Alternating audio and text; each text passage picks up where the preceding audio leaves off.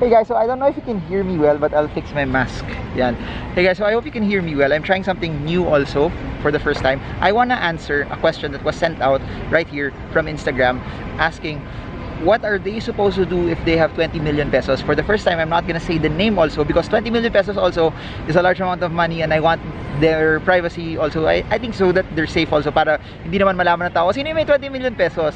Okay, so I'm by the way doing this vlog type format outside because I haven't really done any vlog type format since the start of the lockdown. And for those who have been following me before the lockdown started, most of my videos were me walking around wherever I was, me outdoor. It wasn't really inside podcast style, but na-realize ko we have to adapt to this new normal also, that life still should go on but you have to do it safely. That naisip ko, if I'm here outside naman far from a lot of people that they're social distancing, then I have my face shield on and I have my mask on, I think it's okay, safer also to come out, that somehow some way that we are adapting to whatever's going on. So the question was sent, I'm not, as what I've mentioned, I'm not gonna say the name, but the question is this: hi Marvin, I'm 48 years old with 3 kids. I just started following you to learn more about how I can invest my money. I'm waiting for a big amount of commission, and once I receive, I will invest them for my kids. With 20 million pesos, can you please suggest how I would diversify my investments that would give me regular cash flow and at the same time long-term investment for at least 10 years? Thank you and God bless you. So that's interesting. First of all, congratulations to you, someone who's not named, for getting 20 million pesos. Not a lot of people have the shot, have the chance to get 20 million pesos, let alone 20 million pesos lump sum, 20 million pesos commission, 20 million pesos in one go. So that means already, no, being a person who has the ability to earn 20 million pesos in one go, pretty much I think you're very good at what you do. You're very good at whatever your business is or whatever your craft is, because for those who are watching this from abroad, 20 million pesos is around 400,000 US dollars, and 400,000 US dollars is a good amount of money already. It's something that not a lot of people get even in one go. So that alone, congratulations. Now there's so many ways to spin it on, there's so many ways to answer this question. And as you all know, I've shared so many videos to you guys about cash flow, because 20 million pesos placed into something that could give you cash flow is something that's very good already. It's a good source of repetitive gains over the long term. So but let me answer your question in so many levels. Number one, you need to know first how much money you need on a yearly basis na gagastusin mo, kasi there's so many scenarios pa. The question really wasn't answered, wasn't really structured in a way that it would give me enough information to answer it to all of you. Kasi will you stop working already? Wala ka na ba ibang sources of income? Do you currently have savings already? Kasi here's the way to look at it. If you will still do business, if you have other sources of income, of course, for example, you say that I need 1.2 million pesos to live on a yearly basis, so that's 100,000 pesos a month. Pero you have other sources of income, meaning meron kang, siguro sabihin natin, sample lang, meron kang 800,000 pesos na income on a yearly basis, sample lang. So that means you only need 400,000 na lang, kasi 1.2 minus 800, you have 400,000. That's the amount of money that you need to somehow still get from your investments. So let's assume na lang, let's just go with that scenario na meron kang 1.2 million pesos yung kailangan mo per year, tapos meron ka ng 800,000 pesos. So what you do is, kailangan mo na bunuin 400,000 pesos. So if your goal is to replace your cash flow, then you just have to compute what amount of money will give me 400,000 pesos na cash flow a year, or what investment will give me this amount. Kasi you have to remember, tama yung sinabi mo, may sinabi ko pa na kailangan mo pa ng growth for 10 years eh. So try to think about it. If I have 10 million pesos invested in something that would give me 5%, which could be from bonds, which could be from preferred shares, which we have so many videos about, 10 million pesos invested in those will give you that cash flow that you need. Then the remaining 10 million, you can invest that in avenues that could give you growth. And the avenues that can give you growth, iba-iba na yan, kasi madami kang options kung saan mo siya pwedeng lagayan. Madami rin tayong videos na sinabi, 10 million pesos can get you into the stock market. 10 million pesos can get you in the stock market to buy growth stocks. But 10 million pesos also can get you into the stock market, not just to buy growth stocks, but it can also get you growth stocks with dividends as well. Or in essence, on yung cash flow na investments na sinabi ko, it can also be, by the way, REITs, because REITs, the return on REITs also will beat the 400,000 that we actually need. So that's one way to do it, no? You split it, compute it. Is 10 million pesos enough? If I put it in something that gives me 5%, will I be able to hit yung kulang ko na pera? If the answer is yes, di okay ka na doon. Then the remaining, you split it already. Growth stocks, it can be property, or it can be also in a business. In a business that you don't, that will give you growth also for the long term. So pwedeng ganun yung magiging style mo, no? Na hati-hatiin mo siya also based on your preference. And ito sasabihin ko pa ulit-ulit, where you put your money is based on not just preference but into something also that you're good at. Kasi kung syempre in this channel we always talk about the stock market, pero if you're not yet that skilled, you don't have yet that somehow, no, yun yung, by the way, yun yung mahirap dito when you do it outside. There's a lot of also distractions, but I think yun yung underlying condition doon. Pag nag-invest ka sa stock market tapos dun gusto mo talaga siya na dun manggagaling a big chunk of your money, dapat, no, somehow, some way the skill is there. So if you're not confident yet that the skill is there, na kaya mo palaguin yung pera mo sa stock market for growth, you can put your money there, but smaller allocations. But I highly suggest to put it in the ones that will give you growth, to put it in the ones that will give you also dividends, because putting something that gives you dividends somehow makes it a bit secure, no? Somehow makes it a bit safe, somehow gives you the ability that, teka, kung naglagay ka ng something na may dividends, hindi siya masyadong magiging scary because meron ka pa rin underlying na cash flow na pwede mo makuha. So yun, then if you want to go into business also, then maybe you just have to compute magkano nga ba yung kailangan mo na capital for that business.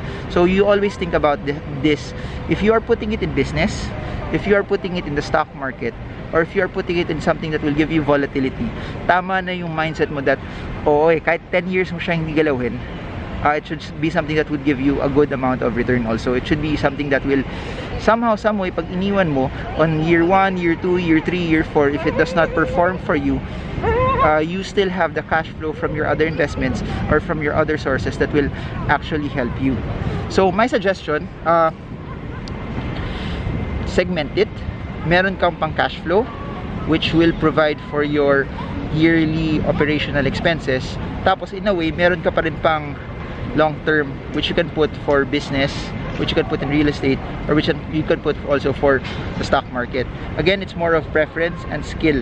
Do not put money just because you think kikita ka doon, kasi lahat naman tayo gusto kumita, lahat naman tayo may alam mo yun, may pangarap to earn more. Nahulog na yung mask ko. Lahat naman tayo may pangarap kumita, lahat naman tayo may pangarap na to actually make our money grow Pero if we're not yet adept in it, we're not comfortable in it, or hindi pa natin masyado napag-aralan, do not rush it. So if you're asking me at this time that hindi ka pa masyado sanay, you're not yet too comfortable kung saan mo ilalagay yung pera, maybe it would be good also to park it. Don't rush it yet. If it takes 3 months, 6 months, 10 months, 12 months, 18 months, 24 months for you to decide on where you're supposed to put your money, I guess okay lang That's the most important, no? You need to take baby steps until you're comfortable, until you start to decide how are you supposed to deploy your capital, because it's your money Sayang naman if you rush it because nanghihinayang ka sa pwede mong kitain. Don't just think about what you could possibly earn. Think about kung ano yung possible na pwede mong paglagyan na pasok para sa'yo. Pero in terms of growth, I still really believe that the stock market is one of the best ways for you to make it grow over the long term. Pero aside from the stock market also, you can of course start a business. And if you'll ask me in terms of preference, that's what I'll mainly do. Anything that's equity related or anything that's business related, anything that will give, yung difference lang by the way, pag nag-equity ka is you really need to learn a lot about technical analysis, you really need to learn a lot about fundamental analysis. And or pag nag-business ka, you really need to mas steeper pa yung learning curve. So my suggestion also dun sa pera mo, hindi mo kagad ilalagay lahat kagad dun sa business na yun at one go, but you start it little by little by little, and by the time it gains traction, by the time na mas tingin mo na okay na siya sa'yo, better na siya, comfortable ka na, that's where you put in more. But never ever put it one go din kagad. Okay, but kung ako yun, yung advantage mo is you're still young, you also still have the ability to work So while you're trying to figure out if that business or that investment is something that is working already for you, then that's when if you already found out what you're supposed to do, by all means you put a lot there. But if not, a lot of people have been doing real estate because they believe it's relatively safe. So if you find a good deal that you know over a stretched period of time will give you growth, but in the same way could also give you cash flow, then you've hit a hybrid of you hit something that's very, very good. You hit something that could meet your goals and hit your guys.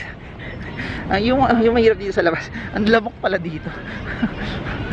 alam niyo man, raw na tong video na to, kanina pa ako nag-i-explain, hirap na hirap ako. Kaya pala nung pag nagvi-video ako sa bahay, parang tuwan-tuwa ako na parang it's a controlled environment dito.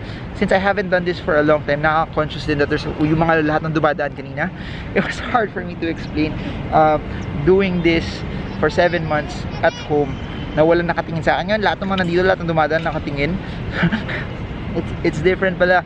It's different when you haven't done it for a long time. Dati wala akong pakialam, naglalakad lang ako dito sa BGC every time I do the videos. Ngayon I'm a bit conscious already because maybe I haven't done it for a long time already. So, uulitin ko lang yung sasabihin ko. Number 1, alamin mo magkano yung kailangan mo on a yearly basis na kailangan cash flow. Kasi you need to protect first yung pangangailangan mo. Then second, anything in excess of that, that's what you invest. Okay? Tapos if you earn extra naman, you get extra from it. You get something na above and beyond yung cash flow. That's what you invest for the long term. Since 10 years yan, very, very safe pala. I forgot to mention this. You can do index equity fund. That's one way to do it. And we've made a lot of videos about Pag-ibig MP2. It's a bit slower, but it's a bit safer. But it can give you not just cash flow, but it can also give you growth kasi you start to compound that eh. So another one is index funds. Pero index funds also, by the time we're making this, no, kailangan mo pa rin siya pag-aralan kasi may volatility siya. And second is, we're not anymore at the lowest point. Mas mura kung pinag-usapan natin tong video na to somewhere around March or April when there was a lot of fear, when everything wasn't so sure yet.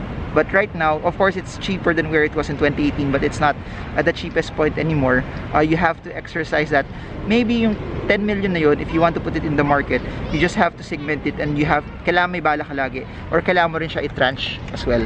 Pero kunyari, dumating tayo sa point na bumagsak yung market ngayon, or at least kung tinanong mo ako ng March or April, that large amount of money could have been put in lump sum. Kasi yung theory also behind it is that when you put money in lump sum, mas malaki yung possible potential niya also to earn if you buy it.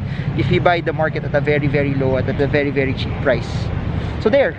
Alam ko na bakit mas mahaba yung videos ko also pag nasa bahay lang or at least nasa controlled environment kasi wala nakatingin sa akin. Ngayon, this video is shorter kasi nakaka-conscious na rin. I haven't done this in a long time, guys. So, ayun, I hope nakatulong at I hope nasagutan ko rin yung question nyo. And I don't know if I'm gonna do outdoor videos again kasi nakaka-conscious din. It's not like what it was before. It's not di na ako sanay. Super di na ako sanay. Yun yung isa sa nagbago siguro. I like doing the podcast. I like doing it na structured in a controlled environment kasi ako lang eh.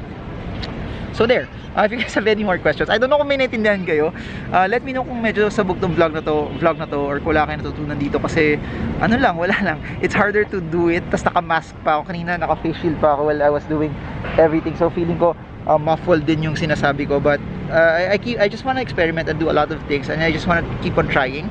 But at the end of the day, know that my entire goal for doing all of this is gusto ko lang mag-share ng mga ideas ko to all of you, and sa mga nagtatanong, gusto ko lang also ma-enlighten you, to give you enough information as possible, to give you enough insight as possible to help you win in this new normal, to make the right decisions in your investments and your money. So yun, feel free to slide a DM on my Instagram or Patreon community or YouTube community if you have any questions. Then if you want to learn more about technical fundamental analysis, links are in the description below for all the playlists that we have in YouTube. Ang daming lamok pala. Ang hirap nito. Ngayon balik vlogger style. It's harder to do vlogs. It's hard. Ang daming lamok. But I guess that's it. Comment lamok kung umabot ka sa portion na to, no? And comment, may naintindihan pa rin ako kung may naintindihan pa rin kayo dito. But a lot of the other things that I'm discussing are in the box as well. So there, I don't know what time this will come out. Maybe this will come out around 6 PM tonight. But expect more videos at 8 PM tonight as well, we're gonna talk about something very, very interesting in my main channel. Then I don't know if I'm gonna do stocks by request tonight. I really don't know yet, but rest assured we're gonna analyze some stocks. So just put them in the comment section below, and maybe over the weekend I'm gonna analyze and do some stuff for all of you as well. So I guess that's it for now. Happy weekend to everyone. And alam ko etong time na to on the year, no, madami nagte-trick or treat, but because of the pandemic, because of what we're experiencing na wala tayong nakukuhang ganun. So I guess that's it muna for today. Ayoko, dami talagang lamok sa air. Lamok. But I hope this video helps you trade well, trade strong, trade smart. If you want to learn more, there's videos coming up here, there's videos coming out here, and then subscribe naman kayo dito. Subscribe para ma-update kayo every time na naglalabas ako ng bagong content sa stock market. At sasabihin ko to, huwag kayong mag-invest just because I said it. You have to research and you have to do your own due diligence as well, because it's your money, it's your own responsibility. And I hope this video helps you trade well, trade strong, trade smart. See you all again soon, guys, and God bless you all.